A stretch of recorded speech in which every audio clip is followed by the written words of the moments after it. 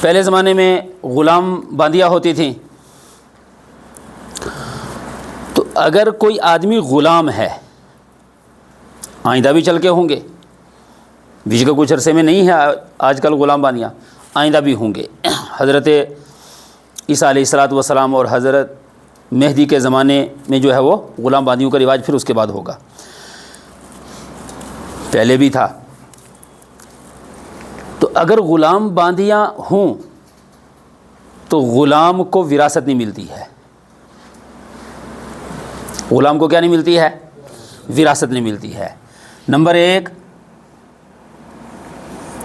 غلام وراثت سے محروم رہتا ہے۔ غلام وراثت سے کیا ہوتا ہے؟ محروم۔ یہ کیوں محروم رہتا ہے؟ یہ اس لیے محروم رہتا ہے کہ غلام جو بھی ہوگا وہ کسی چیز کا مالک ہوتا ہی نہیں ہے، وہ کسی چیز کا مالک ہو ہی نہیں سکتا۔ کیوں؟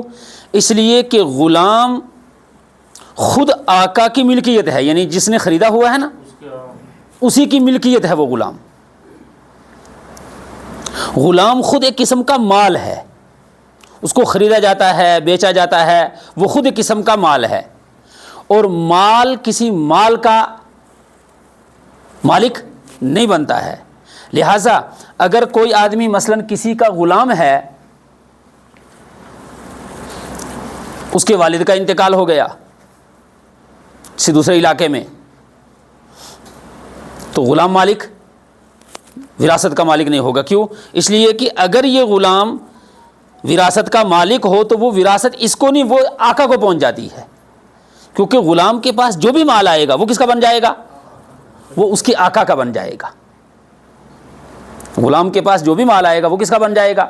اس کے آقا کا بن جائے گا۔ اس لیے عام جو غلام ہیں وہ وارث نہیں ہوتے ہیں۔ اسی طریقے سے دو مذہب والے ہیں آپس میں، جیسے مثال کے طور پر ایک آدمی غیر مسلم ہے، اس کے بیٹے نے اسلام قبول کر لیا، باپ کیا ہے؟ غیر مسلم، خاندان غیر مسلم ہے، بیٹے نے کیا کر لیا؟ اسلام قبول کر لیا۔ اب بیٹا مسلمان اور خاندان کافر غیر مسلم، اگر اس کے باپ کا انتقال ہو گیا تو بیٹے کو وراثت نہیں ملے گی، نہیں ملے گی۔ اگر باپ کا انتقال ہو گیا تو بیٹے کو کیا نہیں ملے گی؟ وراثت نہیں ملے گی۔ کیوں نہیں ملے گی؟ اس لیے کہ دونوں کا مذہب الگ الگ ہے۔ دونوں کا کیا ہے؟ مذہب الگ الگ ہے۔ لہذا اس کو کہتے ہیں ملتین۔ ملتن ایک مذہب اور ملتین دو مذہب، یعنی الگ الگ مذہب ہوں تو پھر کیا نہیں ہوگی؟ وراثت نہیں ملے گی۔ اس مثال کا الٹا، ایک آدمی کا خاندان مسلمانوں کا خاندان ہے، لیکن بیٹا اس کا غیر مسلم بن گیا، ہندو بن گیا، عیسائی بن گیا، یہودی بن گیا، کسی اور مذہب کے ساتھ تعلق ہو گیا۔ اب جب مسلمان باپ کا انتقال ہوگا تو غیر مسلم بیٹا وارث نہیں بنے گا۔ ہاں، جب باپ کا انتقال ہوگا تو غیر مسلم وارث کیا نہیں ہوگا؟ وراثت میں کوئی حصہ نہیں پائے گا۔ کیوں؟ اس لیے کہ دونوں کا کیا ہے؟ مذہب الگ الگ ہے۔ دونوں کا مذہب کیا ہے؟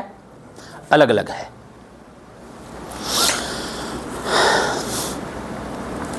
اس میں ایک اور چیز ہے، جیسے ملک جو ہے وہ دارالاسلام ہو، سے یہ جو دارالاسلام ملک ہوگا نا، یعنی مسلمانوں کی حکومت، اس کے اندر حکومت خود وراثت دے گی، یعنی حکومت یہ عدالت کے اندر جا کر کیس کر کے ویسے بھی لیے جا سکتی ہے، وہ تو یہاں بھی ہو سکتا ہے، لیکن یہاں تو ہندوستان کے قانون کے مطابق ہوگا۔ اگر اسلامی حکومت ہوگی تو شریعت کے مطابق وہ فیصلے کرے گی۔ کس کے مطابق کرے گی؟ شریعت کے مطابق کرے گی۔ اب جب اسلامی عدالت ہوگی تو اسلامی عدالت کے اندر یہی سارے مسئلے ہوں گے۔ اس کے اندر جو جج ہوگا اسلامی عدالت کا، وہ جج یہ سارے مسئلے پڑے ہوئے ہونا چاہیے، وہ انہی مسئلوں کے مطابق عمل کرے گا. لہٰذا اس کے پاس کوئی کیس ایسا آ گیا جس میں باپ غیر مسلم ہے اور بیٹا مسلمان ہو گیا, تو عدالت کہے گی کہ اس کو کیا نہیں ملے گا, بیٹے کو وراثت نہیں ملے گی. ایسے ہی اس کا الٹا ہو کہ باپ کیا ہے, غیر مسلم, اور بیٹا کیا ہو گیا, مسلمان ہو گیا. جب بیٹا مسلمان ہو گیا تو باپ کی وراثت اس مسلمان بیٹے کو بھی, چاہے یہ بیٹا ہاں ایک ہو, دو ہوں, چار ہوں, جتنے بھی ہوں, یعنی مذہب الگ ہونا چاہیے باپ سے. ماں سے اگر ماں کی وراثت پانی ہے تو ماں کا مذہب الگ, بیٹے کا الگ, تو کیا نہیں ملے گی, وراثت نہیں ملے گی.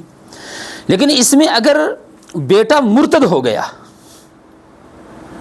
بیٹا کیا ہو گیا, مرتد ہو گیا. مرتد کی سزا اسلام نے مرد اور عورت دونوں کی سزائیں الگ الگ رکھی ہیں. مرد کی سزا یہ ہے کہ اگر اسلامی حکومت ہو اور کوئی آدمی مرتد ہو جائے تو اس کو 3 دن تک جیل میں ڈالا جائے گا.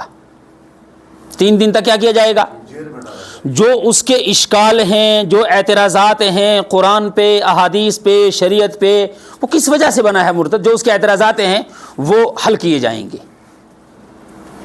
3 دنوں کی مہلت دے کر اس کو کیا کیا جائے گا, وہ سارے اس کے سوالات, اعتراضات وغیرہ حل کیے جائیں گے.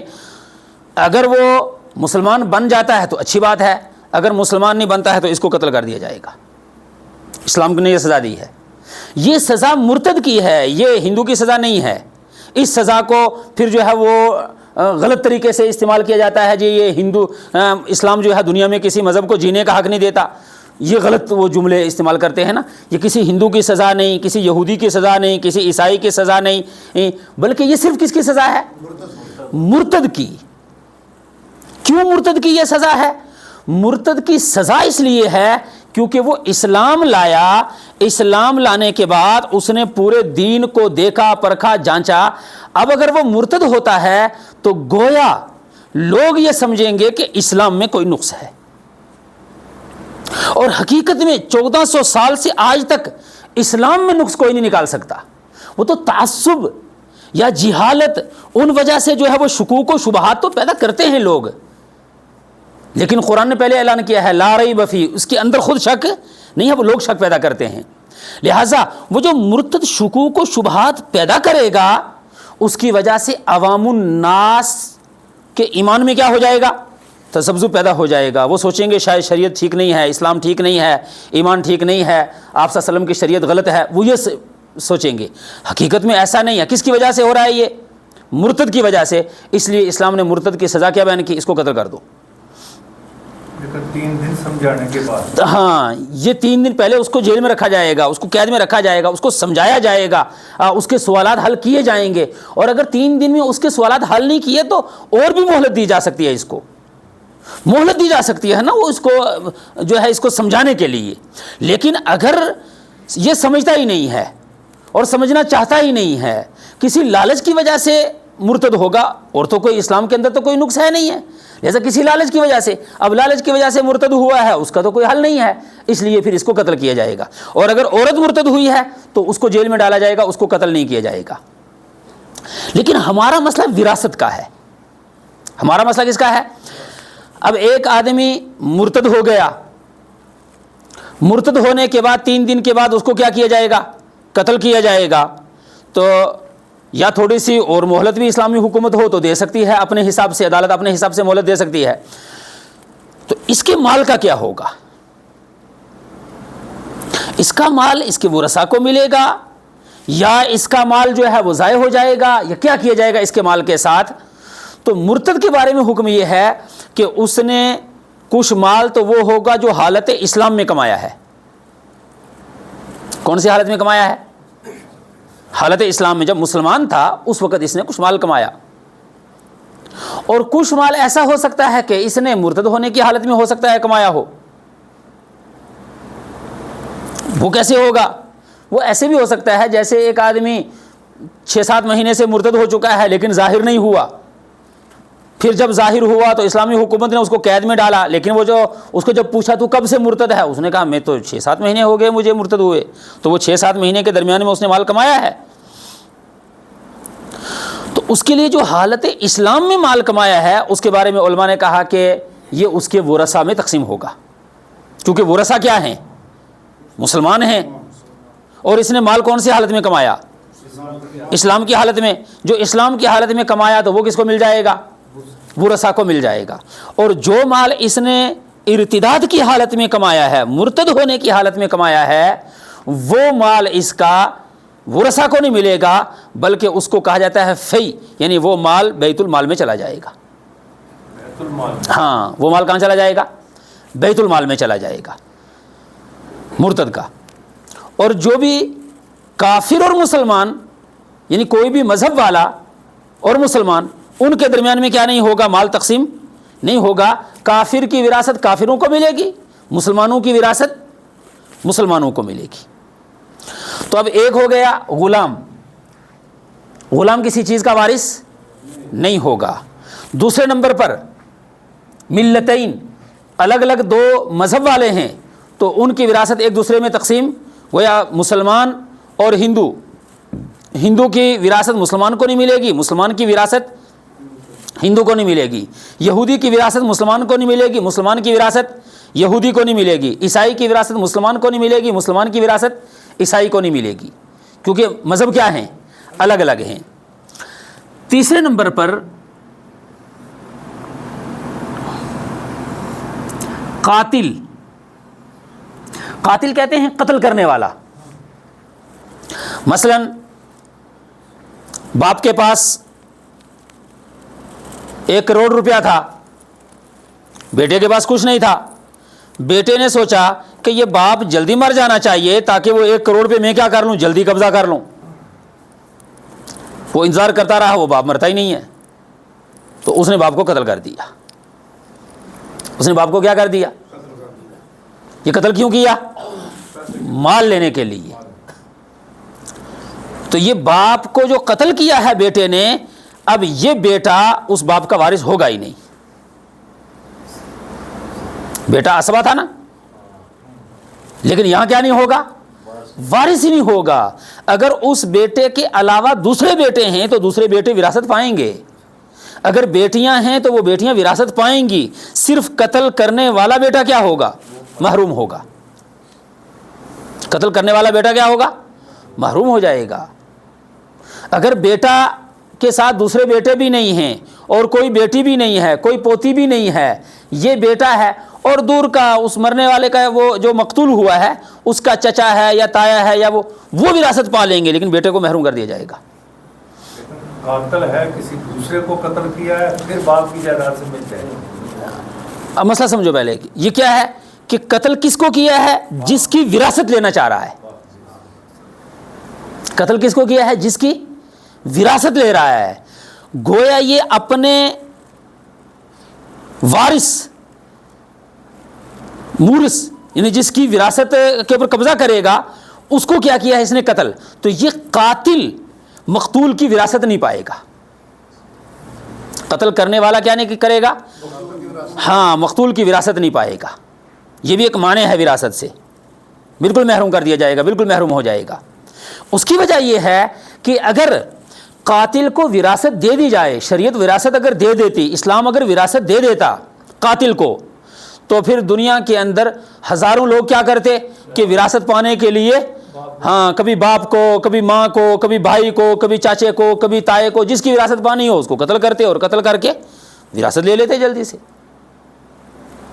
اس لیے اسلام نے کیا کر دیا؟ اس قاتل کو محروم کر دیا کہ جب یہ وراثت سے محروم ہو جائے گا، اب یہ کبھی اپنے مقتول، یعنی اپنے جو ہے جس سے وراثت پائے گا، کبھی اس کے بارے میں قتل کرنے کی سوچے گا بھی نہیں۔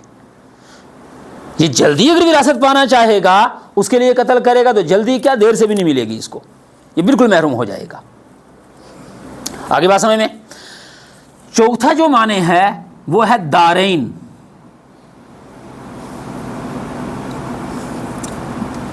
دارین کا مطلب ایک ہوتی ہے اسلامی حکومت، اس کو کہتے ہیں دار الاسلام، جہاں اسلامی حکومت ہو اور اسلامی قانون ہوں سارے، اس کو کیا کہتے ہیں؟ ہاں، اسلامی قانون ہونے چاہیے، یعنی عدالت میں سارے قانون اسلامی ہیں، پورا مکمل اسلام نافذ ہے، تو اس کو کیا کہتے ہیں؟ دارالاسلام. اور ایک وہ ہے جہاں اسلامی قانون نہیں ہیں بلکہ کفریہ قانون ہیں، لوگوں کو نمازوں کی، روزوں کی، دین کی اوپر پابندی لگا دی جاتی ہے، اس کو کہتے ہیں دارالحرب. اس کو کیا کہتے ہیں؟ دارالحرب. دارالحرب میں سارے کے سارے قانون غیر مسلموں کو ہوتے ہیں، اور مسلمان کو وہاں زندگی گزارنے کی اجازت نہیں ہوتی ہے. وہاں مسلمانوں کے اسلام کے اوپر پابندی ہوتی ہے. یعنی دارالحرب میں رہتے ہوئے آپ نماز بھی نہیں پڑھ سکتے، آپ روزہ نہیں دے سکتے، روزہ نہیں رکھ سکتے، زکوٰۃ نہیں دے سکتے، حج وغیرہ آپ نہیں کر سکتے، کوئی اسلامی چیز آپ کھلم کھلا نہیں کر سکتے. آج کل دنیا میں زیادہ تر دارالامن ہیں. ان ملکوں کو کیا کہتے ہیں؟ یہ دارالاسلام بھی نہیں ہے، دارالحرب بھی نہیں ہے، بلکہ دارالامن کہا جاتا ہے عام طور پر. تو دارالحرب اور دارالاسلام دو دار یہ الگ الگ ہیں.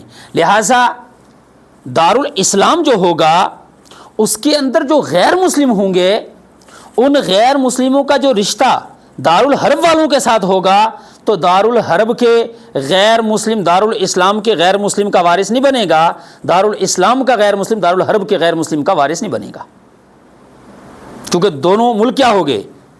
الگ الگ ہو گئے. دونوں ملک الگ الگ ہو گئے، لہٰذا دونوں کیا نہیں کریں گے؟ ایک دوسرے کی وراثت نہیں پا پائیں گے. یہ ایسا ہوتا ہے جیسے مثال کے طور پر ایک ملک غیر مسلموں کا ہے، سارے قانون غیر مسلموں کے ہیں، اس مسلمانوں کو وہاں رہنے کی اجازت نہیں ہے. وہاں کا کوئی غیر مسلم دارالاسلام میں آیا، ویزا لے کر آیا، تو وہ جو ویزا لے کر آئے گا وہ اس کو کہتے ہیں یہ امن کے ساتھ آیا، مستامن کہتے ہیں اس کو. اور وہ یہاں تجارت کے لیے یا کسی اور کام کے لیے دارالاسلام میں آیا، تو دارالاسلام میں کسی ایک غیر مسلم کا انتقال ہوا، اس نے کہا جی یہ تو میرا رشتہ دار ہے، اب اس کی وراثت مجھے ملنی چاہیے. تو کہا نہیں، اس کو وراثت نہیں ملے گی. کیوں نہیں ملے گی؟ اس لیے کہ یہ دارالحرب میں رہتا ہے، یہ دوسرے ملک میں رہتا ہے، یہاں تو یہ امن لے کر آیا ہے، یہاں تو صرف یہ تجارت کے لیے کسی اور کام کے لیے آیا ہے، یہ تو ویزے پہ یہاں آیا ہے، یہ تو دوسرے ملک میں رہتا ہے، دوسرے ملک میں رہتا ہے. اس لیے وہ جو دارالاسلام کے اندر غیر مسلم رہتے ہیں ان کی وراثت اس کو نہیں ملے گی، ان کی وراثت انہی غیر مسلموں کو ملے گی جو دارالاسلام میں رہتے ہیں. غیر مسلموں کی وراثت کس کو ملے گی؟ جو دارالاسلام میں رہتے ہیں انہی کو ملے گی، دارالحرب والوں کو نہیں ملے گی. تو یہ چار چیزیں ایسی ہیں کہ جن کی وجہ سے وراثت غلام کو بھی نہیں ملے گی، دو مذہب الگ الگ ہیں ان کو بھی نہیں ہوگی، اور قاتل کو بھی نہیں ہوگی، اور اگر ملک الگ الگ ہیں تو پھر بھی کیا ہوگا؟ وراثت نہیں ملے گی اگر ملک الگ الگ ہو گئے. اس کے بعد ہم نے جو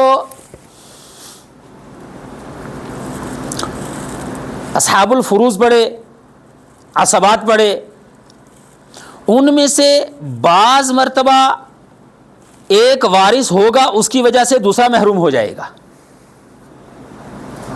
ایک وارث ہوگا، دوسرا کیا ہو جائے گا؟ محروم ہو جائے گا. یہ ضمنی طور پر تو آیا تھا لیکن تفصیلی طور پر یہ نہیں آیا. اب تفصیلی طور پر مثال کے طور پر اگر میت اس کی ماں موجود ہے، میت کی کون موجود ہے؟ ماں موجود ہے، تو میت کی دادی محروم ہو جائے گی. اگر میت کی ماں بھی ہے دادی بھی ہے تو دادی محروم ہو جائے گی، ماں ہی کو ملے گا، دادی کو نہیں ملے گا. پھر اسی طریقے سے میت کی ماں موجود ہے اور نانی موجود ہے. نانی یہ ماں کی ماں ہے اور دادی یہ باپ کی ماں ہے. دادی کیا ہے؟ باپ کی ماں، اور نانی کیا ہے؟ ماں کی ماں. تو اگر یہ ماں موجود ہے تو نانی بھی محروم ہو جائے گی. اگر میت کی ماں بھی موجود ہے، دادی بھی ہے، نانی بھی ہے، تو دادی اور نانی کو نہیں دیا جائے گا، صرف ماں کو ملے گا. ماں نے جب پا لیا حصہ تو دادی اور نانی کیا ہو جائیں گی؟ محروم ہو جائیں گی، ان کو حصہ نہیں ملے گا. آگے بات سمجھ میں؟ اگر میت کا باپ موجود ہے، میت کا کون موجود ہے؟ باپ موجود ہے.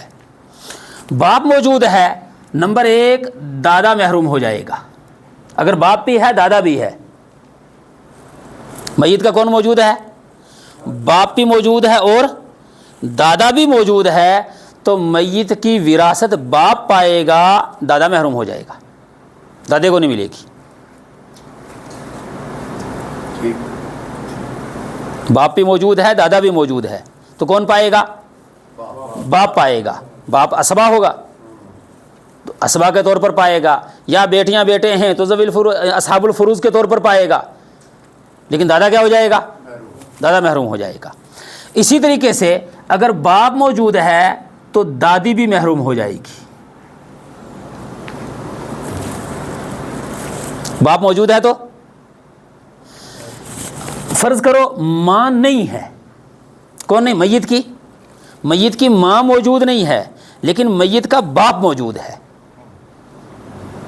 میت کی کون موجود نہیں ہے؟ ماں موجود نہیں ہے. ماں کا تو انتقال ہو چکا ہے، لیکن میت کا کون موجود ہے؟ باپ موجود ہے. تو باپ حصہ پائے گا، لیکن باپ کی ماں حصہ نہیں پائے گی، وہ محروم ہو جائے گی. باپ کا باپ پائے گا، دادا بھی نہیں پائے گا. ہاں دادا تو آ گیا کہ دادا نہیں پائے گا. نمبر دو کون نہیں پائے گی؟ دادی بھی نہیں پائے گی، وہ بھی محروم ہو جائے گی. لیکن اگر ماں کا انتقال ہو گیا ہے تو پھر نانی پائے گی. ہاں ماں کی ماں پھر پائے گی. دادی کیوں محروم ہوئی؟ باپ تھا، یعنی میت کا باپ موجود تھا، اس لیے دادی محروم ہو گئی. لیکن نانی محروم نہیں ہو سکتی ہے. اس باپ کی وجہ سے کون محروم نہیں ہوگی؟ نانی نہیں. نانی کس کی وجہ سے محروم ہوگی؟ صرف ماں کی وجہ سے. اگر ماں موجود ہے تو دادی بھی محروم، نانی بھی محروم. اگر باپ موجود ہے تو دادی محروم، نانی کو پھر مل جائے گا. کا حصہ اگر نہیں ہے ماں تو نانی کو جائے گا. ہاں ماں کا حصہ کا مطلب وہ پورا حصہ نہیں، کیونکہ ماں کا حصہ کبھی سلوس کل ہے، کبھی سلوس ما بقیہ ہے، اور کبھی سدس ہے. اور نانی اور دادی کا حصہ الگ سے تھا. یہ اصحاب الفروض میں سے ہیں. ان کا حصہ کیا تھا نانی اور دادی کا؟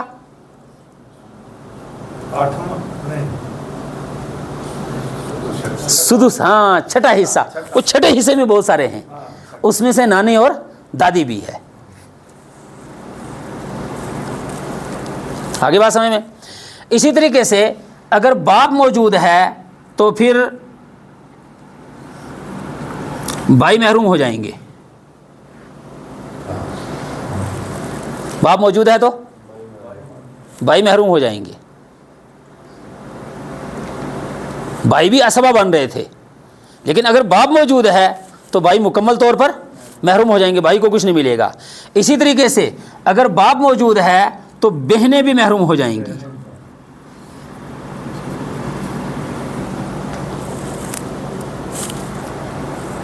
باپ موجود ہے تو بہنیں بھی محروم ہو جائیں گی.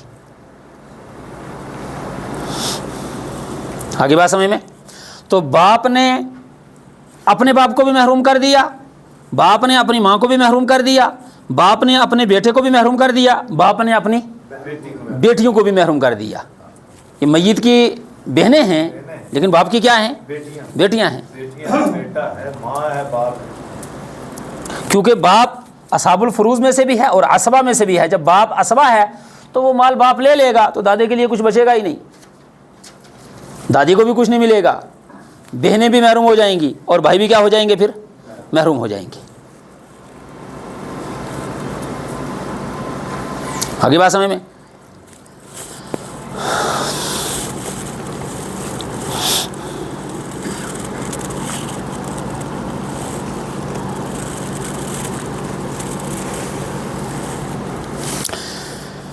اخیافی بھائی کس میں سے تھا؟ اصحاب الفروض یا اسبا. اخیافی بھائی یعنی ماں شریک بھائی. ماں شریک بھائی اور ماں شریک بہن.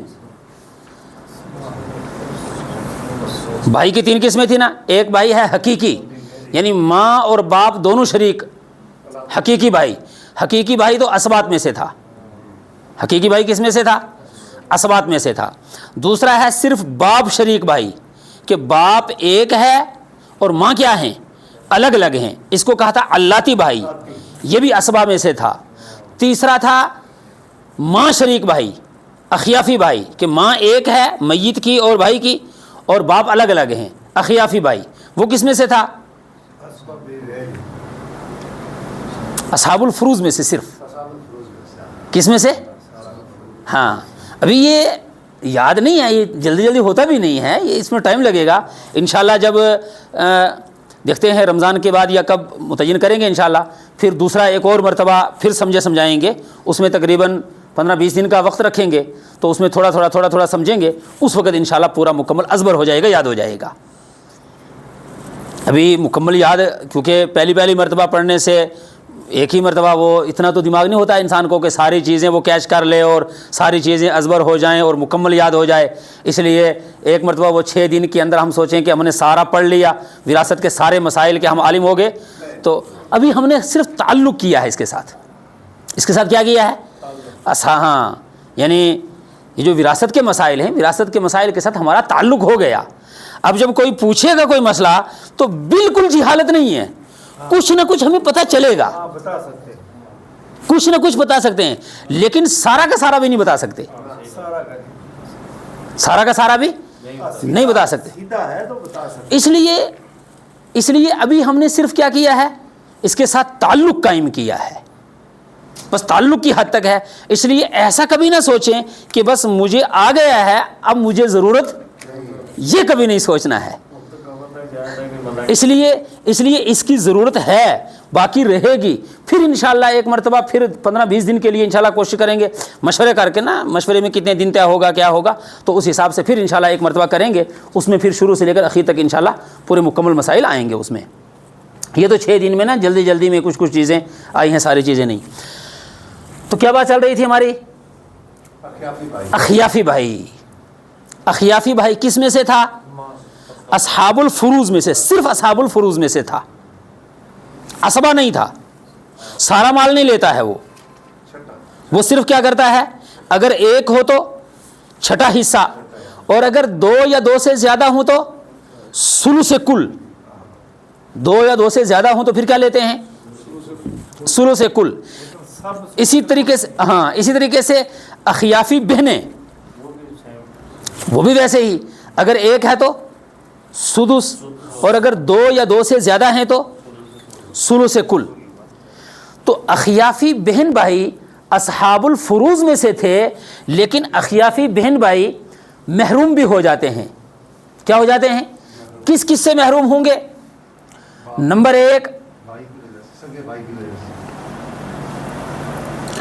ایک لڑکے کی وجہ سے, میت کا لڑکا نہیں بیٹا, میت کے بیٹے کی وجہ سے کون محروم ہو جائے گا؟ اخیافی بھائی اور اخیافی بہن.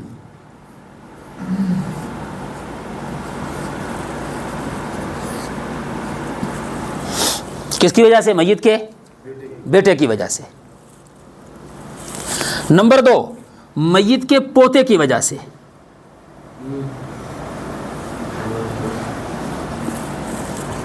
میت کے پوتے کی وجہ سے کون محروم ہو جائے گا؟ اخیافی بھائی, اخیافی بہن. کس کی وجہ سے؟ میت کے پوتے کی وجہ سے بھی یہ دونوں محروم ہو جائیں گے.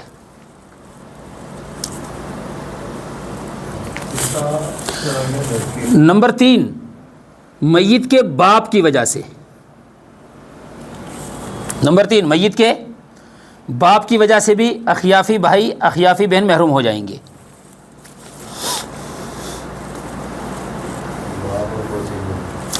کیونکہ یہ جو بیٹا ہے یہ تو اسبا ہوگا.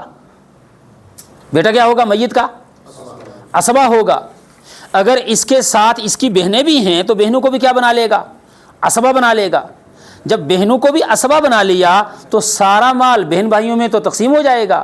لہٰذا وہ اخیافی بہن بھائی وہ نہیں پھر لینے کے لیے آ سکتے. آگے بات سمجھ میں؟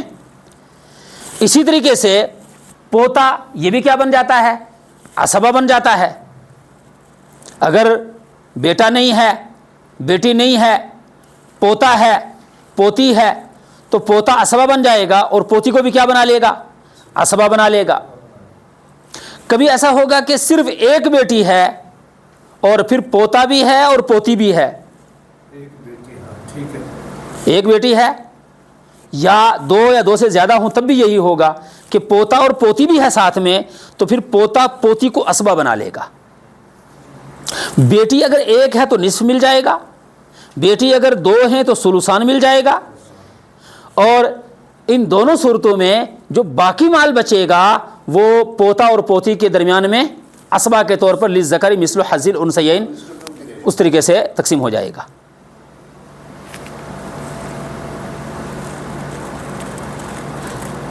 آ رہا سمجھ میں یہ؟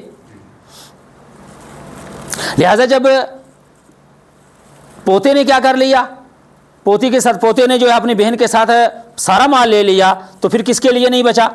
اخیافی بھائی بہن کے لیے بچے گا ہی نہیں۔ اسی طریقے سے جب میت کا باپ موجود ہے تو میت کے بیٹے بیٹیاں ان کو دینے کے بعد کس کو مل جائے گا؟ باپ کو۔ اچھا اگر میت کے صرف بیٹیاں ہیں نا تو باپ اصحاب الفروض میں سے بھی ہوگا اور جو بچے گا باپ اسبہ بھی بن جائے گا، دو حیثیتیں ہوں گی اگر صرف بیٹیاں ہیں، اور اگر میت کے بیٹے بھی ہیں بیٹیاں بھی ہیں تو پھر صرف اسبہ بنے گا باپ، ہاں بچا ہوا صرف باپ کو ملے گا۔ اور اگر وہ بیٹیوں نے اتنا لے لیا کہ بیٹیوں اور ساروں نے اتنا لے لیا کہ باپ کے لیے کچھ نہیں بچا تو پھر صرف اصحاب الفروض میں سے رہا باپ، تو باپ اصحاب الفروض میں سے بھی ہے، باپ اسبہ بنفسہ ہی بھی ہے، اور باپ جو ہے اصحاب الفروض مع اسبہ یعنی دونوں ہیں، اصحاب الفروض بھی ہو اور اسبہ بھی ہو، اصحاب الفروض کا حصہ بھی لے اور پھر کس کا لے لے؟ اسبہ کا جو بچا ہوا ہے وہ بطور اسبہ کے لیے باپ کی وہ حالت بھی ہوتی ہے۔ لہٰذا یہاں اگر باپ موجود ہے تو باپ بحیثیت اسبہ لے لے گا سارا مال، تو کس کو نہیں ملے گا؟ اخیافی بھائی بہنوں کو کچھ نہیں ملے گا۔ نمبر 4، اگر دادا موجود ہے تو اخیافی بہن بھائی تب بھی محروم ہو جائیں گے۔ کون موجود ہے؟ دادا۔ اب یہ دادا جب موجود ہے اس کا مطلب باپ نہیں ہے، تب باپ مر گیا، ہاں باپ کا انتقال ہو گیا لیکن کون موجود ہے؟ دادا موجود ہے، تو دادا کس کی جگہ لے لیتا ہے؟ باپ کی جگہ لے لیتا ہے۔ دادا کس کی جگہ لے لیتا ہے؟ باپ کی جگہ لے لیتا ہے، لہٰذا دادا باپ کی طرح اصحاب الفروض میں سے بھی ہے، چھٹا حصہ پاتا ہے، اور دادا اسبہ بنفسہ میں سے بھی ہے، اور دادا اصحاب الفروض بھی ہو اور اسبہ بھی ہو، یہ بھی ہوتا ہے۔ آئی بات سمجھ میں؟ چھٹا حصہ لے اور لے کر باقی جو ورثہ کو تقسیم کیا اس سے جو بچ گیا تو وہ باپ لے لے گا بحیثیت اسبہ کے۔ آگے بات سمجھ میں؟ لہٰذا دادا جب موجود ہو اور باپ نہ ہو تو دادا باپ کی جگہ لیتا ہے، لہٰذا باپ کی وجہ سے اخیافی بھائی بہن محروم ہو گئے تو دادے کی وجہ سے بھی محروم ہو جائیں گے۔ کس کی وجہ سے؟ دادے کی وجہ سے بھی محروم ہو جائیں گے۔ آگے بات سمجھ میں؟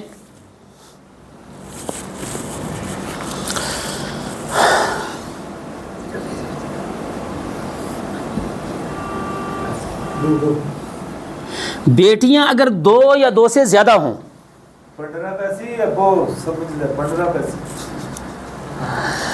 بیٹیاں 2 یا 2 سے زیادہ ہوں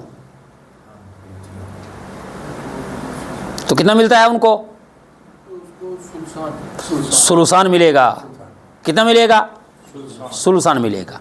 اس کی پہلی صورت تھی کہ بیٹی ایک ہو تو نصف ملے گا، اور پھر پوتی بھی ایک ہے تو سدس ملے گا۔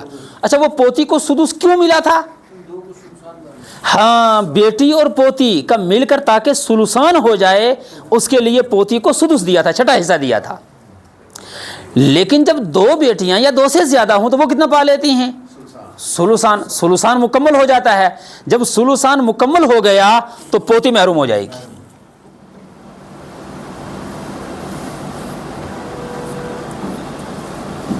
اب یہ بیٹیوں نے کس کو محروم کر دیا؟ پوتی کو۔ ایک پوتی ہو یا بہت ساری ہوں پوتیاں، پوتی محروم ہو جائیں گی جب بیٹیاں 2 یا 2 سے زیادہ ہوں۔ اگر ایک بیٹی ہو تو پھر محروم نہیں کرے گی، ایک بیٹی ہو تو پھر محروم نہیں کرے گی، دو یا دو سے زیادہ بیٹیاں ہوں تو پھر پوتی محروم ہو جائے گی، ایک پوتی ہو، دو ہوں، تین ہوں، لیکن پوتیاں محروم ہو جائیں گی پھر۔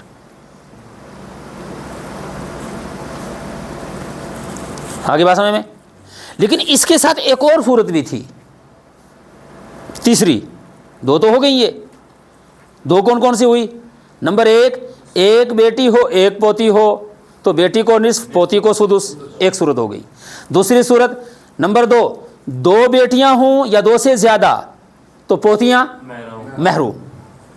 تیسری صورت کہ پوتیاں دو یا دو سے زیادہ، بیٹیاں دو یا دو سے زیادہ ہوں اور پوتی کے ساتھ اس کا بھائی بھی ہو، پھر وہ اس کو عصبہ بنا دیتے ہیں آپ۔ ہاں پوتی کے ساتھ اس کا بھائی ہو تو وہ بھائی اس بہن کو کیا بنا لے گا؟ عصبہ بنا لے گا۔ بیٹیاں دو ہیں تو دو بیٹیوں کو کتنا مل جائے گا؟ دو ہوں تین ہوں، ان کو کتنا ملے گا؟ ثلثان مل جائے گا۔ ثلثان ملنے کے بعد کتنا بچ گیا؟ ایک ثلث بچ گیا، تہائی حصہ، کل مال کا تہائی حصہ بچ گیا۔ اب جب تہائی حصہ بچ گیا تو پھر آگے کیا ہے؟ پوتی اور پوتے، تو اس پوتے نے پوتی کو کیا بنا لیا؟ عصبہ بنا لیا۔ اب پوتی اور پوتوں کے درمیان میں وہ تقسیم ہو جائے گا۔ اب پوتی محروم نہیں ہوئی، دو بیٹیاں تھیں یا تین بیٹیاں تھیں لیکن پوتی اب محروم نہیں ہوئی۔ کیوں نہیں ہوئی؟ پوتے کی وجہ سے، پوتے نے اس کو عصبہ بنا لیا، بھائی نے اس کو، بہن کو عصبہ بنا لیا۔ تو اس کی تین صورتیں ہیں یہ۔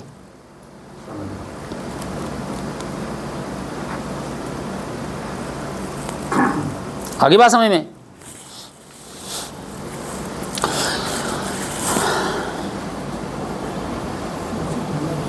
یہی صورت آئے گی حقیقی بہنوں کی۔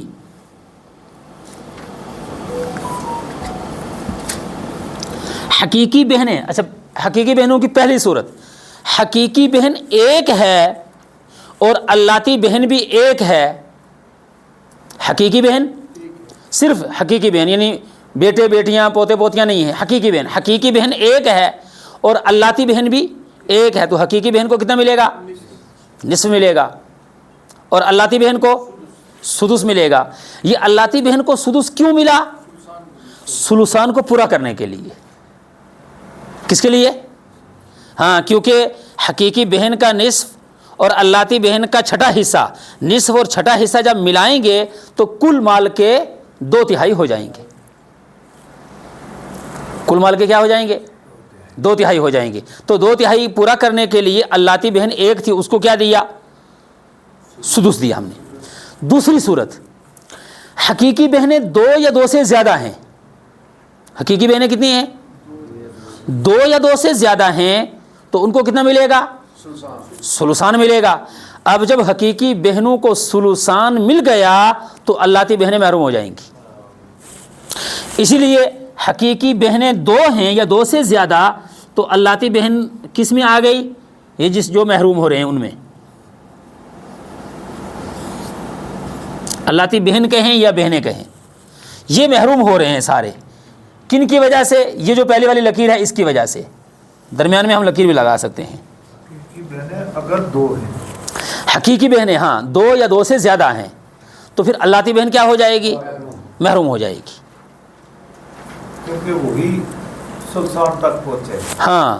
اب دیکھو یہ پھر دو صورتیں، اس کی بھی تین صورتیں ہیں، تو ہم نے ابھی دو پڑھی، کون کون سی؟ نمبر ایک، حقیقی بہن ایک ہو تو اللاتی بہن کو سدس مل جائے گا۔ اب اللاتی بہن محروم نہیں ہو رہی ہے، سدس مل رہا ہے۔ نمبر دو، حقیقی بہنیں دو یا دو سے زیادہ ہوں تو اللاتی بہنیں محروم ہو جائیں گی۔ نمبر تین، حقیقی بہنیں دو یا دو سے زیادہ ہوں اور اللاتی بہن کا کوئی بھائی بھی ہو۔ پھر وہ اللاتی بہن کا کیا ہو؟ کوئی بھائی بھی ہو تو وہ بھائی اللاتی بہن کو عصبہ بنا لے گا۔ ٹھیک ہے، یہ اوپر والی بات۔ ہاں بالکل، یہ اوپر والی جو تھے نا بیٹی اور پوتی، اس کے اندر جو تین صورتیں تھیں وہی تین صورتیں حقیقی بہنیں اور اللاتی بہنوں میں ہیں۔ اللاتی بھائی کی وجہ سے، ہاں، اللاتی بھائی نے ان بہنوں کو کیا بنا لیا؟ اسبہ بنا لیا. تو اب حقیقی بہنیں مثال کے طور پر 3 تھیں, تو 3 کو کتنا مل گیا؟ ثلثان, ان میں تقسیم ہو جائے گا 3 میں. پھر اس کے ساتھ اللاتی بہنیں 2 تھیں. اللاتی بہنیں کتنی تھیں؟ اللاتی بہنیں 2 تھیں, اور ساتھ میں ایک بھائی بھی تھا. تو وہ جو ماں بقیہ بچا ہوا ہے اس کے 4 حصے کر کے 2 حصے اللاتی بھائی لے جائے گا, اور 2 حصے ایک ایک بہن کو مل جائے گا.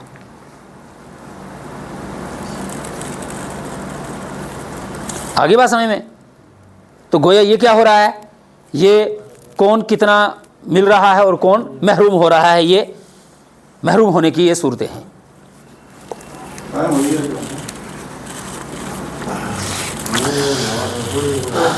بس یہ اس کے بعد آپ نے وہ بھی پڑھ لیا ہوا ہے. آخری ایک جو مسئلہ ہے کہ آخری مسئلہ کہ ماں اس کو کبھی ثلث کل ملتا ہے اور کبھی سدس مل جاتا ہے, کبھی ثلث ماں بقیہ. کب اس کو ثلث کل ملے گا اور کب اس کو سدس ملے گا, یعنی چھٹا حصہ کب ملے گا اور تیسرا حصہ کب ملے گا؟ ہاں, کیونکہ جب تیسرا حصہ اس کو مل رہا ہے تو ماں کو زیادہ مل رہا ہے, اور جب ماں چھٹے حصے پہ آئے گی تو وہ کم ہو گیا اس کا حصہ. اس کا حصہ کیا ہو گیا؟ کم ہو گیا. تو یہ کم کون کر رہا ہے؟ یہ میت کی اولاد کر رہی ہے. کون کر رہی ہے؟ اگر میت کو اولاد ہو تو پھر ماں کو سدس ملے گا, لہٰذا ماں کو سدس ملا, بالکل محروم نہیں. یہ تو صرف بالکل محروم ہو رہی ہیں, تو ماں بالکل محروم نہیں ہوگی, بلکہ ماں کیا ہو رہی ہے؟ چھٹے حصے پہ آ رہی ہے, کم مل رہا ہے. ماں بالکل کبھی محروم نہیں ہوگی, باپ بھی کبھی بالکل محروم نہیں ہوگا, بیٹا بیٹی بالکل کبھی محروم نہیں ہوں گے, یعنی کچھ نہ ملے ان کو, ملے گا ان کو کچھ نہ کچھ ملے گا. لیکن دادا بالکل محروم ہو سکتا ہے, پوتی بالکل محروم ہو سکتی ہے, پوتا بالکل محروم ہو سکتا ہے, اللاتی بہنیں اور اسی طریقے سے اخیافی حقیقی بہنیں شینیں محروم ہو سکتی ہیں. لیکن بیٹا بیٹی, ماں اور باپ, پوتا محروم ہو جائے گا کب؟ جب بیٹا بیٹی ہے. مرنے والے کو کیا ہے؟ بیٹا بھی ہے بیٹی بھی ہے. اب جو ہے وہ مال تقسیم ہو جائے گا کیسے؟ ہاں, بیٹا تو اسبہ ہے, جب اسبہ ہے تو بہن کو بھی اسبہ بنا لے گا, تو وہ بحیثیت اسبہ بیٹا بیٹیوں میں تقسیم ہو گیا. باپ کو اپنا حصہ ملے گا, کون سا؟ چھٹا حصہ. مثال کے طور پر میت ہے, باپ بھی موجود ہے, بیٹا بھی ہے, بیٹی بھی ہے, پوتا بھی ہے, پوتی بھی ہے, اور بیوی بھی ہے.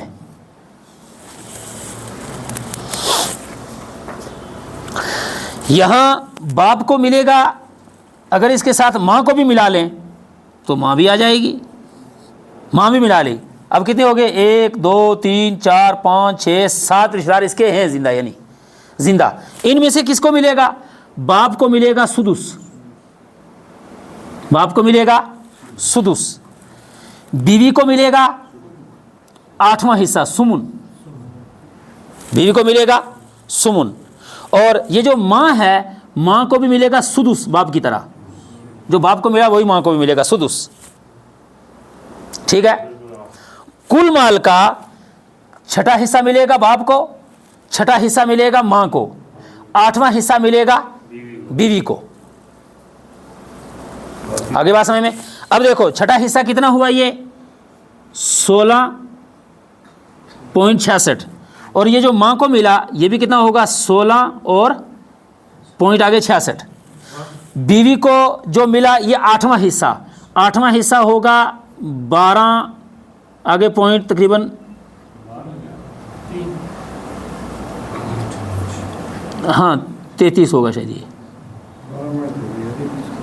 12 پوائنٹ آگے 33 ہو گیا. ہاں ایسا یہ 12.5 مان لیجئے, 8واں حصہ. اب جو ہے یہاں کیا ہوگا؟ پوتا محروم ہو گیا, پوتی محروم ہو گئی, اور بیٹا اسبہ بنفس ہی تھا, اس نے آ کر اپنی بہن کو بھی کیا بنا لیا؟ اسبہ بنا لیا. اب جو ہے کیا ہو گیا کہ یہ 16 اور 16 32 اور یہ آگے جو ہے وہ 33 اور یہ 12.5 45 46 مان لیجئے، ہاں 46 کے آس پاس 46 حصے ان کو مل گئے، باقی کتنے بچ گئے؟ ہاں 54، جو یہ 54 حصے بچ گئے، 54 بچ گیا، اس کے کتنے حصے کریں گے؟ 3 حصے کریں گے، ان میں سے 2 حصے بیٹے کو مل جائیں گے، 1 حصہ بیٹی کو مل جائے گا۔ ہاں ہاں، گویا پوتا بھی زندہ تھا، پوتی بھی زندہ تھی، دونوں محروم ہو گئے۔ کیوں؟ بیٹا اسبا تھا یہاں۔ اگر بیٹا نہ ہوتا تو پھر پوتے کو بھی مل جاتا اور پوتی کو بھی مل جاتا، لیکن یہاں بیٹا زندہ تھا، اس لیے بیٹے نے کیا کر دیا؟ ان کو محروم کر دیا۔ آگے بات سمجھ میں؟ تو گویا آج ہمارے 6 دن مکمل ہو گئے۔